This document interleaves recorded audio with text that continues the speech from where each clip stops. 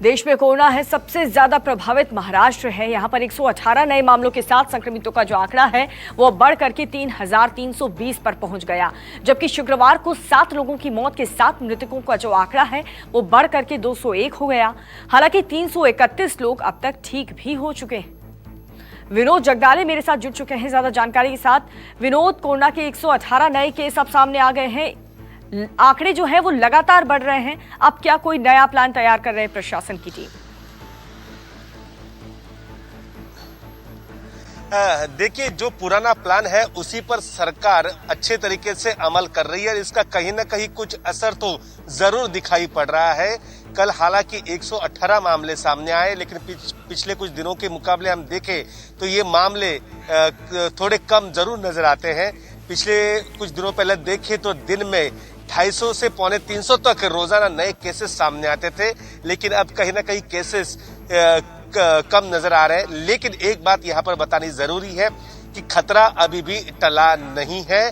धारावी जैसे इलाकों में भी मामले दिखाई पड़ रहे हैं।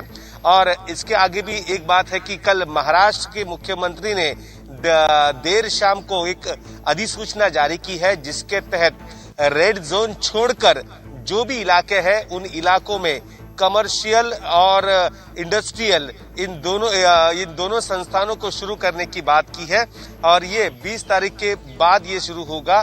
और ये कहीं ना कहीं महाराष्ट्र के लिए काफी जरूरी भी था, क्योंकि महाराष्ट्र की अर्थव्यवस्था की बात करें तो अब अगले महीने जब सरकारी कर्मचारियों की जब सैलरी देने की बात आएगी तो सरकार के पास उसके लिए भी पैसे नहीं है, क्योंकि राजस्व पूरी तरह ठप हो चुका है।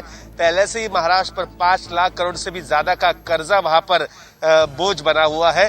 ऐसे में नया कर्ज लाए कहां से? इसके लिए अब राज्य सरकार ने यह पहल की है कि जो रेड जोन के बाहर के इलाके हैं, जहां पर रेड जोन नहीं है, उन इलाकों में कमर्शियल और दूसरे अन्य इंडस्ट्रियल जो कारखाने हैं, छोटे उद्योग है, उनको शुरू करने की बात वहां पर सरकार ने की है। बिल्कुल विनोद, आप बता रहे हैं कि पुराने प्लान को ही कड़े तरीके से सुचारू रूप से चलाने की बात यहाँ पर प्रशासन की टीम कर रही है। देखना होगा कि आंकड़े में कितनी ज्यादा कमी आती है। बहुत शुक्रिया आपका।